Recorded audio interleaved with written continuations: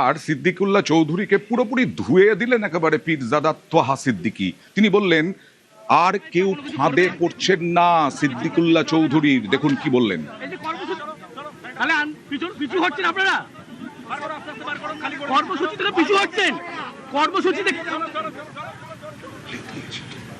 ওখানে রানওয়ে আছে, ওখানে যদি সত্যিকারের মানুষের ক্ষতি হয় সেখানে মসজিদটা সরানো হবে না হবে না সেই সম্পর্কে পশ্চিম বাংলার শিক্ষিত জ্ঞানীগুণী মুসলিম যারা আছে তাদের অন্তত 10-20 জনকে নিয়ে সরকারের বসে একটা আলোচনা করে একটা সিদ্ধান্ত নেওয়া উচিত বলে আমি মনে করি।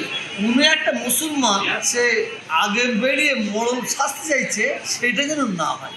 সিদ্দিকুল্লাহ চৌধুরী সাহেবের যে গ্রহণযোগ্য ছিল সেইটা একদম তলানিতে চলে গেছে। এই সিদ্দিকুল্লাহ চৌধুরীর ফাঁদে আর বাংলার কোনো মুসলিম পা দিতে চাইছে না, চাইবো না। কিছু যেন একটা রহস্য, ডাল মে কুছ কালা হ্যায়।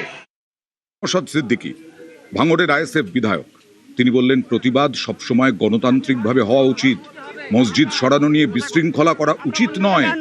কি বললেন দেখুন। প্রতিবাদ করা আমাদের গণতান্ত্রিক অধিকার, প্রতিবাদ করতে হবে, অন্যায় হলে সে প্রতিবাদ হবেই, কিন্তু প্রতিবাদটা যেন গণতন্ত্রের মধ্যে আবদ্ধ থাকে, ডেমোক্রেটিক ওয়েতে হয়। অহেতুক এটাকে নিয়ে এই মসজিদটাকে কেন্দ্র করে বিশৃঙ্খলা তৈরি হোক বা বাজে পারসেপশন তৈরি হোক, এটা আমিও চাই না। এই জন্য একটা গোল টেবিলের খুবই প্রয়োজন আছে। উন্নয়নের কাজে বাধা আর বরদাস্ত করবে না বাংলার মানুষ, মন্ত্রী অগ্নিমিত্রা পাল তোপ দাগলেন।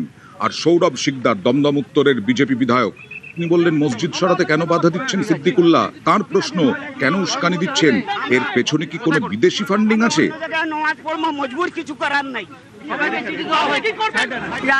রাজনীতির জায়গায় করা দরকার, কিন্তু ডেভেলপমেন্টের কাজে যদি কেউ বাধা দেয়, যেটা করে এসেছে সিদ্দিকুল্লাহ চৌধুরী এবং টিএমসি লাস্ট 15 ইয়ার্স, এগুলো বাংলার মানুষ, আমরা তো কেউ নেই, বাংলার মানুষই বরদাস্ত করবে না।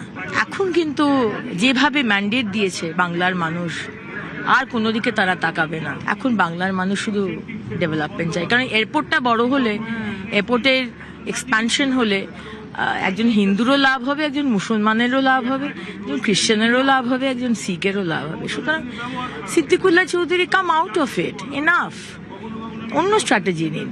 এটা পশ্চিমবঙ্গে কাজ দিচ্ছে না, হচ্ছে না। 2002-তে তখনকার সিভিল এভিয়েশন মিনিস্টার ছিলেন সৈয়দ শাহনওয়াজ হোসেন। তার মন্ত্রণালয় থেকে বলে দেওয়া হয় যে এই মসজিদটা সরানো দরকার, কিন্তু তৎকালীন বামফ্রন্ট সরকার এতে সহযোগিতা করেন না। তখন থেকে শুরু করে আজকে অবধি সিদ্দিকুল্লাহ চৌধুরী গো ধরে বসে আছে। এই ইন্টারেস্টটা কেন, এটা খতিয়ে দেখা দরকার। একটা হাই সিকিউরিটি জোনের মধ্যে একটা মসজিদ আছে, সেখানে লোকে খালি আধার কার্ড দেখিয়ে ঢুকে যাচ্ছে নামাজ পড়তে। এর পেছনে কোনো বিদেশি রাষ্ট্রের কোনো ইন্ধন আছে? টেক অফ এবং ল্যান্ডিং এর সময় একটা ঝুঁকি থেকে যায়। আজকে এটা সম্প্রসারণ হয়ে গেলে বিমান চলাচল অনেক স্মুথ হয়ে যাবে। আন্তর্জাতিক বিমানের সংখ্যা বাড়লে খালি যাত্রীদের সুবিধা হবে তাই নয়, কর্মসংস্থান হবে অনেক। উনি তো বেসিক্যালি ধর্মের দোকান চালান, ধর্ম ব্যবসায়ী। তো আজকে ওনার দোকান যাতে ঠিক করে চলে, তার জন্য লক্ষ লক্ষ কোটি কোটি মুসলিম ভাইদের আইন ভাঙার জন্য উস্কানি দেওয়াটা কিন্তু আইনের চোখে অপরাধ।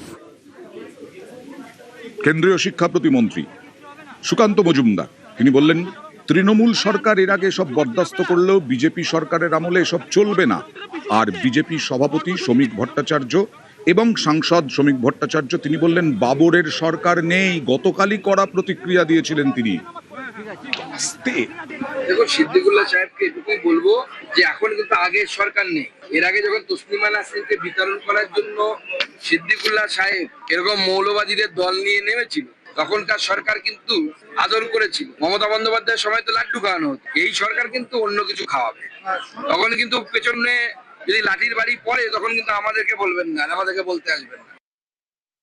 উন্নয়নের কাজে মন্দির হোক কিংবা মসজিদ হোক, সেটাকে রেখে দেওয়া যাবে না। যদি এয়ারপোর্টের ভিতরে ওটা কোনো মসজিদ না হয়ে যদি হনুমানজির মন্দির হতো, তাহলে আজকে সরকার যা করছে সেটাই করা হতো। ভগবান আল্লাহ এরা তো সর্বত্র বিরাজমান, যে কোনো এক জায়গায় গিয়েই সাল্লাল্লাহু আলাইহি ওয়াসাল্লামের দিকে তো হাত তুললেই হয়। এটা মনে রাখবেন, যেই যা করছেন, যে এখন আর বাবরের সরকার নেই।